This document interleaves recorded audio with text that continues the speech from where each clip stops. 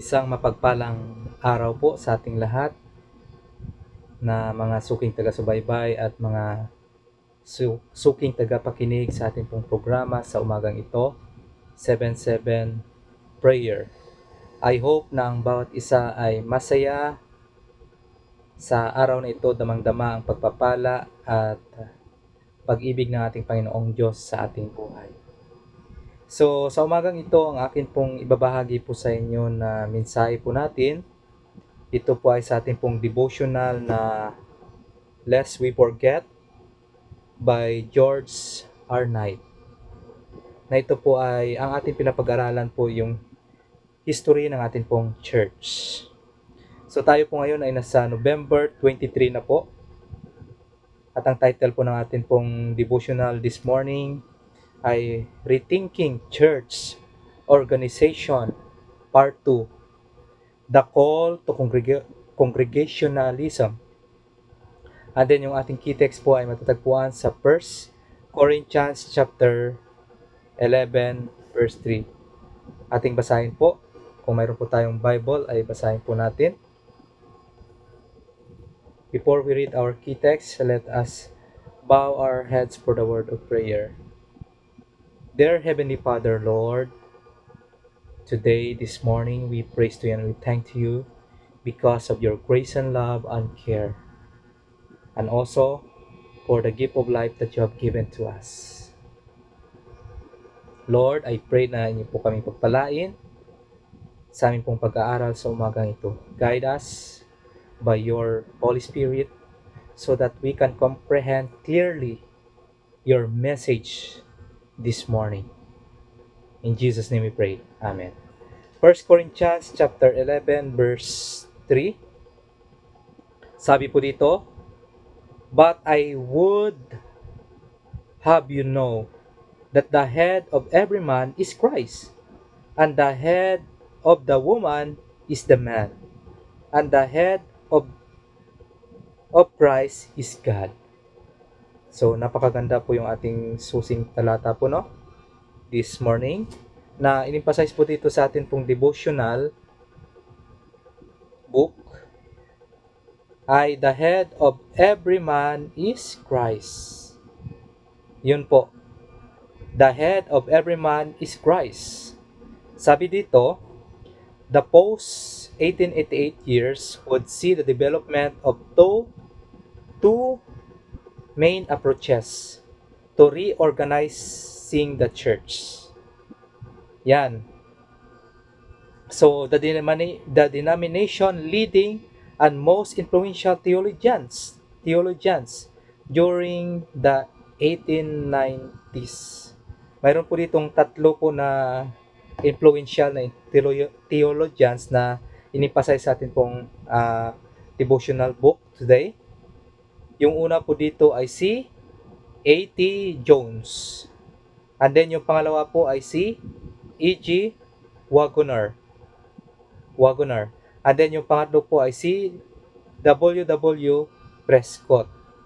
So ito po yung dalawang theologians na influential na nag-reorganize na ating pong church during 1888 to 1890s. Dito po na-emphasize.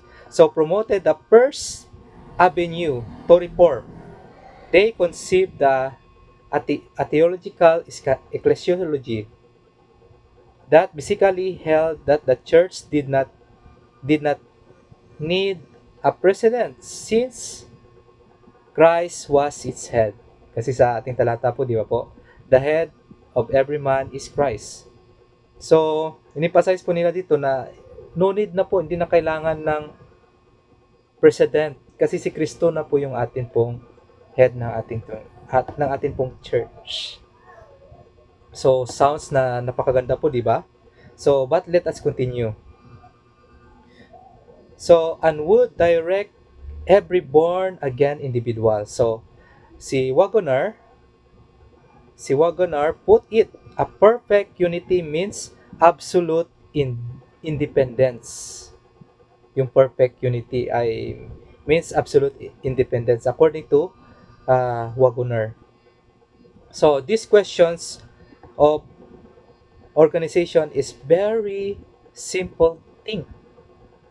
All there is all there is to it is for each individual to give himself over to the Lord. Kasi, di ba, yan po ay ibinigay niya po sa individual na may kalayaan na sila po ay ah, ibigay nila yung kanilang sarili sa ating Panginoon. So, sounds maganda naman po. So, and then the Lord will do with him just as he wants. At ang ating Panginoon ay gagawa sa kanila just as He wants. So receive the Holy Ghost. Tanggapin ang Holy Ghost. Yung Holy Spirit. The Holy Ghost is organizer. Yun po. Yung Holy Ghost, yun po yung organizer. Mga minamahal ko pong kapatid. So, napakaganda naman po, di ba? Kung ating unawain ang in-emphasize ni A.T. Jones at ni A.G. Wagoner, yan, and then ni W. Prescott. Yan, so, if we get it right, Prescott claimed, there will be no officials here. All ye are brethren is the biblical ideal. Di ba? So, dahil sa ganun po, ay hindi na kailangan ng mga officialis sa atin pong iglesia, sa ating conference. Dahil nandiyan naman po si Jesus naman, si Christ is the head of every man. So, no need na po ng official. So, to Prescott, Jones and Wagoner and their colleagues, such as a scheme was not anarchy, but through biblical organization. So, they would push their ideas. Kanilang pinush yung ideas na yon with great vigor at the 1897, 1899, 1901, and 1903. So, General Conference session.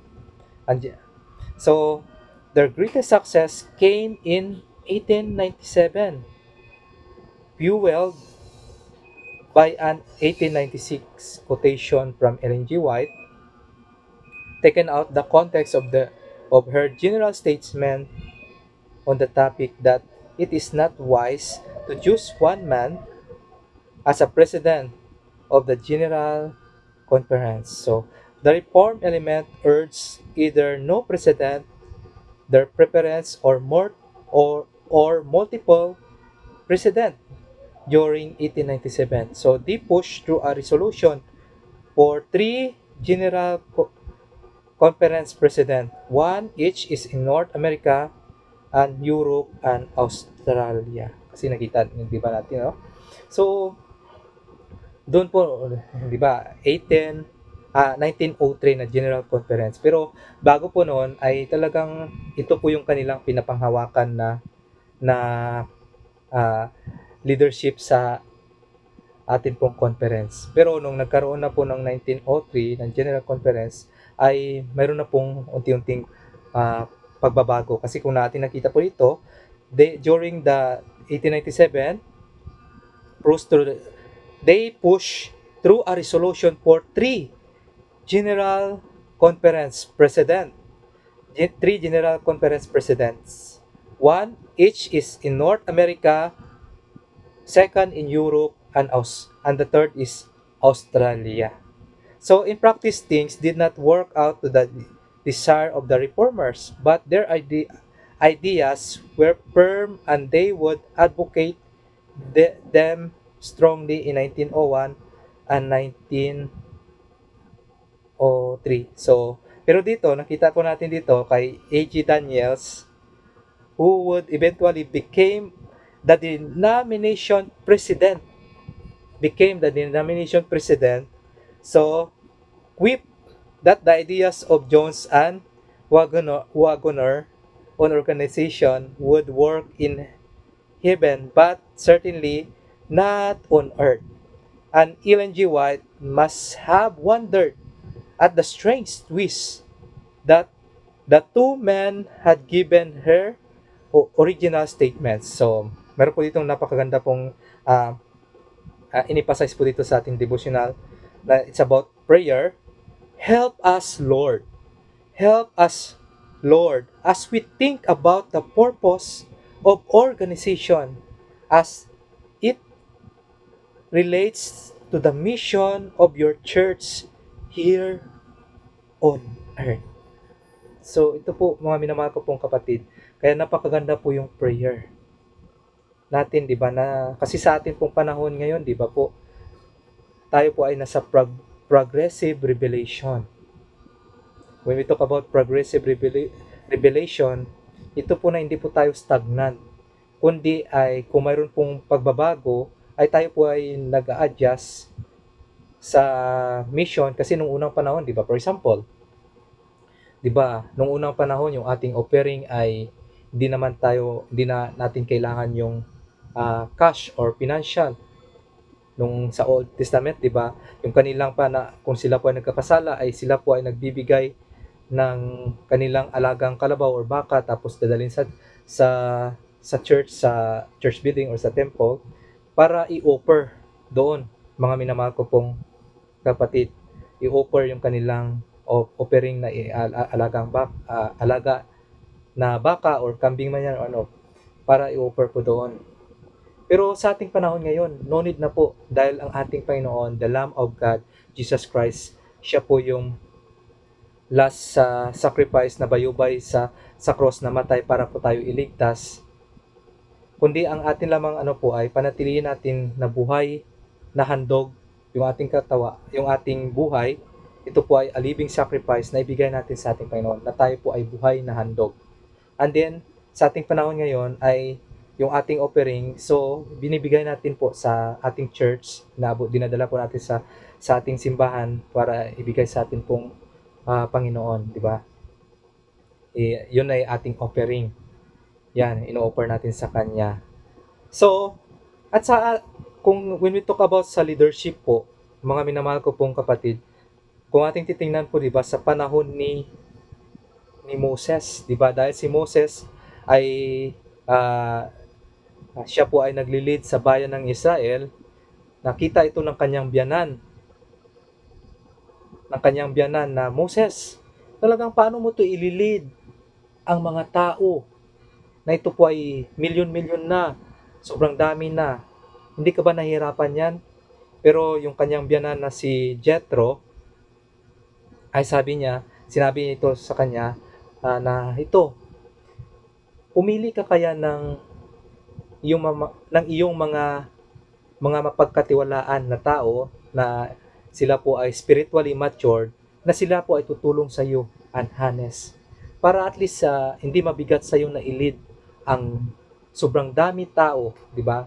Ang bayan ng Israel, kasi ito po ay mabilis silang dumami po eh. Kaya ito po mga minamahal ko pong kapatid, part of the mission. Kaya nakita po dito sa ating pong devotional na as a part of prayer, help us, Lord, as we think about the purpose of organization and it relates to the mission of your church here on earth.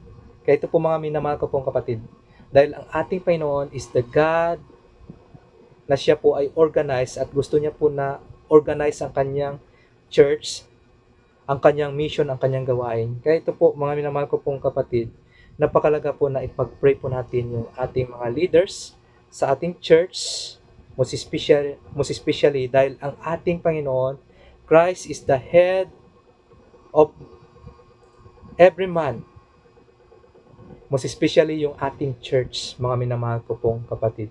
At nakita po natin ito dahil sa experience pa lang sa leadership ni Moses, na yun ay ginamit ng ating Panginoon, ang kanyang biyanan na si Jethro, na i-share ang idea na yun galing sa ating Panginoon, na mag-elect ng mga mapagkatiwalaan na leaders para at least, di ba po, dahil yung ating church, ito po ay pangbuong mundo.